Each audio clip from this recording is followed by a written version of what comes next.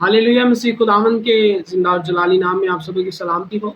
मेरा नाम आकाश कलील नासर है और मैं नहायत शुक्रगुजार हूँ खुदावंद का कि उसने मुझे मौका अता फरमाया कि मैं उसकी हुजूरी में बैठकर उसके नाम की तारीफ व तमजीद कर सकूँ, उसके नाम की मुनादी कर सकूँ। और मैं नहायत शुक्रगुजार हूँ उसका जिसने मुझे बीमारी के बिस्तर से उठा खड़ा किया। चंद दिन पहले मेरी तबीयत काफ़ी नासाज थी बुखार की वजह से, मौसमी बुखार था, लेकिन खुदावंद का शुक्र है कि वो बुखार जाता रहा और मैं आज फिर उसके नाम की मुनादी करने के लिए यहाँ पर मौजूद हूँ। हमने इमसाल की किताब के आगाज़ में देखा और इसके हवाला से मैं थोड़ा सा बताता चलूँ कि इस किताब को पढ़ने का या चुनने का मकसद ये है कि हम अपनी ज़िंदगियों में वो चीज़ें देखें जो हमारी ज़िंदगी में से निकालने की हमें ज़रूरत है। जब हम बाइबल की रूह से उन चीज़ों को निकालते हैं तो फिर हम आहिस्ता आहिस्ता कामयाबी की तरफ बढ़ते हैं। हमने पहले बाब में गौर किया कि किस तरह से हमें ज़रूरत है। मिसाल की किताब के पहले बाब में हमें बताया गया कि हमें अपने वालिदैन की तरबियत पर कान लगाना है, उनकी बात को सुनना है, उनकी तरबियत को समझना है। जो वो तरबियत कर रहे हैं, जो वो बात कर रहे हैं, उसको सुनो बैठ के। इसके बारे में हमने बातचीत की। फिर उसके बाद हमने दूसरे बाब में देखा कि किस तरह से हमें ज़रूरी है कि हम उन बातों को, उन जो अल्फाज उनके ज़ुबान से निकलते हैं, उनको किस तरह से कबूल करें, किस तरह से उनको समझें, अपनी ज़िंदगी में उनको किस तरह से लें, दिल में उनको किस तरह से जगह दें। अब आज हम तीसरे बाब में देखेंगे कि हमें तीसरा कदम क्या उठाने की ज़रूरत है, किससे हम अपनी ज़िंदगी को और इम्प्रूव कर सकते हैं और हम अपने ज़िंदगी में क्या कलाम की मदद से रहनुमाई हासिल करते हैं, हम देखेंगे। और आज बेटे और बेटियां इस चीज़ को बड़े गौर से सुने और समझे और अपनी ज़िंदगी में देखें कि क्या ये बातें जो हो रही हैं कहीं मेरे बारे में तो नहीं। अगर आपके बारे में है तो उन चीज़ों को जो हमारी ज़िंदगी में हमें नीचे की तरफ लेकर जाती हैं उनको निकालें और अपनी ज़िंदगी को और बेहतर बनाएं, क्योंकि खुदावंद का कलाम हम सब की रहनुमाई के लिए है, मेरी रहनुमाई के लिए, आपकी रहनुमाई के लिए है। इसीलिए हम यहाँ पर सीखते हैं कि खुदा का कलाम हमारी किस तरह से रहनुमाई करता है। तीसरे बाब में कुछ यूं मरकूम है। इमसाल की किताब तीसरा बाब, उसकी पहली आयत से बाब के अख्ताम तक हम तिलावत करेंगे और समझेंगे कि खुदा उनका कलाम क्या फरमाता है। ऐ मेरे बेटे, मेरी तालीम को फरामोश ना कर, बल्कि तेरा दिल मेरे हुक्मों को माने, क्योंकि तू इनसे उम्र की दराजी और पैरी और सलामती हासिल करेगा। शफकत और सच्चाई तुझसे जुदा ना हो, तू उनको अपने गले का तोक बनाना और अपने दिल की तख्ती पर लिख लेना। यूँ तो खुदा और इंसान की नज़र में मकबूलियत और अक्लमंदी हासिल करेगा। पहले ही हम देखते हैं, पहली आयत में हमें नजर आता है कि तालीम को फरामोश नहीं करना। इस किताब को मुसन्निफ इस बात को बार बार वाज़ह करता है कि हमें जो तालीम दी जा रही है उसको ठुकराना नहीं, उसकी हकारत नहीं करनी, बल्कि उस पर अमल करना है, उन हुक्मों को मानना है। पहली बात उसने हमें सिखाई कि पहले हम सुने उन बातों को, फिर उसके बाद उनको दिली तौर पर कबूल करें। तीसरी बात वो कहता है उन हुक्मों को मानो, अमल में लाओ। जब हम अमल करते हैं तो हम तरक्की पाते हैं। इससे एक मिसाल इस हिस्से में हमें नजर आती है कि शफकत और सच्चाई से मुराद हर वो तरह का झूठ, चाहे छोटा झूठ चाहे बड़ा झूठ होता है। इसलिए बाइबल बयान करती है कि सच्चाई तुझसे जुदा ना हो, कोई भी झूठी बात तेरी जुबान से ना निकले, कोई भी ऐसी बात जो खुदा के खिलाफ तुझे लेकर जाती है वो तेरी जुबान से ना निकले। इसलिए तू सोच और समझ कर खुदावंद के हुजूर बात कर, तू खुदावंद के उन हुक्मों को दिल में रख और फिर उनके मुताबिक अमल कर। फिर क्या होगा? यूं तो खुदा और इंसान की नज़र में मकबूलियत और अक्लमंदी हासिल करेगा। आगे 5वीं आयत, सारे दिल से खुदावंद पर तवक्कुल कर और अपने फहम पर तकिया ना कर, अपनी सब राहों में उसको पहचान और वो तेरी रहनुमाई करेगा। तू अपनी निगाह में दानिशमंद ना बन, खुदावन से डर और बदी से किनारा कर। ये तेरी नाफ की सेहत और तेरी हड्डियों की ताजगी होगी। अपने माल से और अपनी सारी पैदावार के पहले फलों से खुदावन की तज़ीम कर। ये तेरे खित्ते खूब भरे रहेंगे और तेरे हौज नई मै से लबरेज रहेंगे। ये दूसरा हिस्सा हमें नजर आता है कि खुदावन के ऊपर मुकम्मल तौर पर ईमान रखना, उसकी तालीम पर मुकम्मल तौर पर तवक्कुल करना, समझना, अमल करते चलने के बारे में हमें बताता है। आज हम बहुत से लोगों को देखते हैं, वो कहते हैं हमसे बड़ा ज़्यादा दानिशमंद कोई नहीं, हमसे ज़्यादा अक्लमंद कोई शख्स नहीं। लेकिन खुदावन का कलाम कहता है तू अपनी निगाह में दानिशमंद ना बन, खुदावन से डर और बदी से किनारा कर। अपने माल और अपनी सारी पैदावार के फलों से खुदावन की तज़ीम कर। तू जान कि खुदावन है जिसने तुझे अकल दी, तू जान खुदावन है जिसने तुझे हिकमत दी, तू जान खुदावन है जो तुझे इस्तेमाल करता है, तू जान खुदावन है जिसने तुझे तमाम तर नेमतों से नवाजा है। और ये जानते हुए तू खुदा का खौफ और डर अपने दिल में रख और अमल कर। जब तू अमल करता है तो तेरे घर खूब लबरेज रहता है, हर उस चीज से भरा भरा रहता है जो तू खुदा से मांगता है, जिसकी तुझे जरूरत है, हर वो चीज तेरे घर में मौजूद होती है। लिखा है, ऐ मेरे बेटे, खुदावंद की तदबीर को हकीर ना जानना और उसकी मलामत से बेजार ना हो, क्योंकि खुदावंद उसी को मलामत करता है जिससे उसे मोहब्बत है, जैसे बाप उस बेटे को जिससे वो खुश है। मुबारक है वो आदमी जो हिकमत को पाता है और वो जो फहम हासिल करता है, क्योंकि इसका कसूल चांदी के कसूल से और उसका नफ़ा कुंदन से बेहतर है। वो मरजान से ज़्यादा बेच बहा है, तेरी मरगूब चीज़ों में बेनज़ीर। उसके दाहिने हाथ में उम्र की दराजी है और उसके बाएं हाथ में दौलत व इज़्ज़त। उसकी राहें खुशगवार राहें हैं और उसकी सब रास्ते सलामती के हैं। जो उसे पकड़े रहते हैं वो उनके लिए हयात का दरख्त है और हर एक जो उसे ले रहता है मुबारक है। ये हिस्सा हमें खुदावंद के मुतालिक और बताता है कि हमें खुदावंद की तमाम तर बातों को जानना है, उनकी तहकीर नहीं करनी, हकारत नहीं करनी, ठुकराना नहीं, बल्कि अपनी ज़िंदगी में उनको अव्वल दर्जा देना है। जब हम अव्वल दर्जा देते हैं तो हम तरक्की और कामयाबी हासिल करते हैं। बेजार नहीं होना, उन बातों को छोड़ नहीं देना, बल्कि अपनी ज़िंदगी में उनको अव्वल दर्जा देना है, क्योंकि खुदावंद उन लोगों की तरबियत करता है जिनको वो अजीज़ रखता है, जिनसे वो मोहब्बत करता है। जिस तरह से एक बाप अपने बेटे की तरबियत करता है, जो बेटा उसके मुताबिक अपनी ज़िंदगी को बसर कर रहा होता है, जो उसकी फरमाबरदारी करता है, उसी तरह खुदा भी अपने बेटे बेटियों की, मेरी आपकी तरबियत करता है। वो हमें सिखाता है कि हमें किस तरह से इस माशरे में ज़िंदगी बसर करनी है। अब जब हम उन चीज़ों को जो खुदावंद हम सबको सिखाता है उसके मुताबिक ज़िंदगी को गुजारते हैं तो फिर हम नफ़ा में चलते हैं, और वो नफ़ा कोई आम नफ़ा नहीं बल्कि कुंदन से भी बेहतर नफ़ा है। कुंदन से भी बेहतर, बहुत महंगा नफ़ा है। वो इतने कीमती है, बेशबहा कीमती नफ़ा है जो हम सब की ज़िंदगियों के लिए बहुत बेहतर है।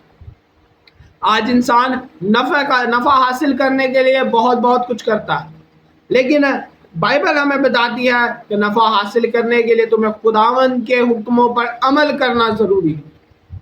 पहली बात, खुदा के कलाम को सुनना, खुदा की हिकमत को जो वालिदैन के वसीला से हम तक पहुंचती है, वो हकीकत, वो होशियारी जो खुदावंद हम सबको अता फरमाता है, वो हमारे वालिदैन के वसीला से, वो और किसी के वसीला से हो सकती है। वो तरबियत के ऊपर हमें कान लगाने की ज़रूरत है। फिर दूसरी बात, उन बातों को दिली तौर पर कबूल करना, तैयार करना अपने आप को, फिर उनको अमल में लाना। और जब हम अमल में लाते हैं तो हम तरक्की की तरफ गामजन होते हैं, बढ़ते हैं। आगे है, खुदावंद ने हिकमत से ज़मीन की बुनियाद डाली और फहम से आसमान को कायम किया। उसी के इल्म से गहराओं के सोते फूट निकले और अफलाक शबनम टपकाते हैं। ऐ मेरे बेटे, दनाई और तमीज़ की हिफाजत कर, उनको अपनी आंखों से ओझल ना होने दे। यूं वो तेरी जान की हयात और तेरे गले की जीनत होगी। अब यहाँ पर वो तमाम तरीका कार के हवाला से बताता है कि जब हम इन चीज़ों पर अमल करते हैं तो उसमें ना हमारे वालिदैन का फ़ायदा है ना और किसी का, बल्कि वो हमारे लिए हमारी इज्जत का बाइस बनती है। जब हम अगर किसी के साथ तमीज़ से बात करते हैं तो वो हमें कहता है कि किसी अच्छी ख़ानदान से है, किसी अच्छे बंदे ने इसकी तरबियत की है। ये खुदा का डर और खौफ अपनी ज़िंदगी में रख कर आगे बढ़ता है, उसके कलाम को समझता है और तरबियत और तमीज़ इसकी ज़ुबान से, उसके जिस्मानी लहजे से हमें नज़र आती है। लेकिन उसके बरक्स अगर हम किसी के साथ बेतमीज़ी के साथ बात करते हैं तो लोग हमारे वालिदैन के बारे में बात करते हैं कि इनके वालिदैन ने इनको तमीज़ नहीं सिखाई। क्या वो अपने बच्चों की किस तरह से तरबियत करते? तो आज हमें ज़रूरत है कि हम अपने वालिदैन का सर ऊंचा करें, इस तरबियत को अपनाएं जो वो हमारी करते हैं, उनकी तमाम तर बातों पर कान लगाएं। जब हम कान लगाते हैं तब हम सरफराजी और कामयाबी में आगे बढ़ते हैं और खुदावंद की नज़र में हम मकबूल ठहरते हैं। इंसान की नज़र में तो हम मकबूल ठहरते हैं, लेकिन खुदावंद की नज़र में भी हम मकबूल ठहरते हैं। और जब हम खुदावंद की नज़र में मकबूल ठहरते हैं तो खुदा हमें सरफराज करता है। अब आगे हम बढ़ते हैं। तब तू बेखटके अपने रास्ता पर चलेगा और तेरे पाँव को ठेस ना लगेगी। जब तू लेटेगा तो खौफ ना खाएगा, बल्कि तू लेट जाएगा और तेरी नींद मीठी होगी। नागहानी दहशत से खौफ ना खाना, ना शरीरों की हलाकत से जब वो आए, क्योंकि खुदावंद तेरा सहारा होगा, तेरे पाँव को फंस जाने से महफूज रखेगा। भलाई के हकदार से उसे दरेग ना करना जब तेरे मकुदर में हो। जब तेरे पास देने को कुछ हो तो अपने हमसाया से ये ना कहना अब जा।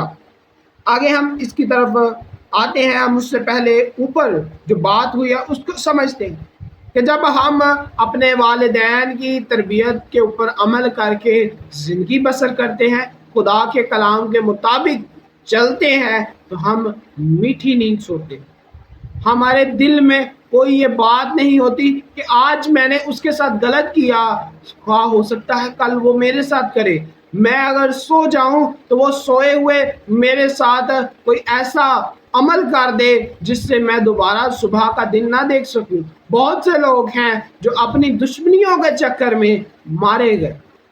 क्यों? क्योंकि उन्होंने वालिदैन की उन बातों को ना सुना, बल्कि अपनी अकड़, अपने गुरूर और अपने तकब्बुर के चलते हुए उन्होंने दुश्मनियाँ की और वो मारे गए।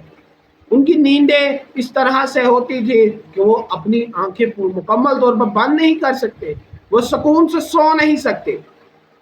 लेकिन जब हम खुदा के कलाम के मुताबिक, अपने वालिदैन के हुक्मों के मुताबिक ज़िंदगी बसर करते हैं, उनकी हकारत नहीं करते, तो हम मीठी नींद सोते हैं। हमें किसी चीज़ का खौफ नहीं होता, हम आज़ाद होते हैं। अगर कोई शरीर शरारत करके हमें पकड़ना भी चाहे तो हम उसमें से निकल सकते हैं, क्योंकि खुदावंद का हाथ हम पर होता है, हम उसमें से निकाले जाते हैं। अगर कोई भी मुश्किल हमारी ज़िंदगी में नज़र आती है तो खुदा हमें उसमें से निकाल लेता है, हमें फंसने नहीं देता, बल्कि वो महफूज रखता है। अब आगे एक तरीक़ाकार, एक हमें चीज़ बताई गई है जो हमारी ज़िंदगी में बहुत ज़्यादा ज़रूरी होनी चाहिए। वो है, जब तेरे पास देने को कुछ हो तो अपने हमसाया से ये ना कहना अब जा फिर आना, मैं तुझे कल दूंगा। अपने हमसाए के खिलाफ बुराई का मंसूबा ना बांधना, जिस हाल के वो तेरे पड़ोस में बेखटके रहता है। अगर किसी ने तुझे नुकसान ना पहुंचाया हो तो उससे बेसबब झगड़ा نہ کرنا، تنخوا آدمی پر حسد نہ کرنا اور اس کی کسی روش کو اختیار نہ کرنا۔ آج کل ہم دیکھتے ہیں معاشرے میں کہ اگر کسی ہمسائے کسی کے گھر کوئی شریف ہمسایہ رہتا ہے یا دوسری طرف دونوں فیملی شریف ہیں، تو کچھ ایسے لوگ ہوتے ہیں جو ان کو آپس میں جھگڑا کرواتے ہیں، جو آپس میں ان کی بات چیت بگاڑ دیتے ہیں۔ اگر وہ ایک جگہ مل بیٹھ کر رہتے ہیں تو لوگ ان کے اندر پھوٹ ڈالتے ہیں۔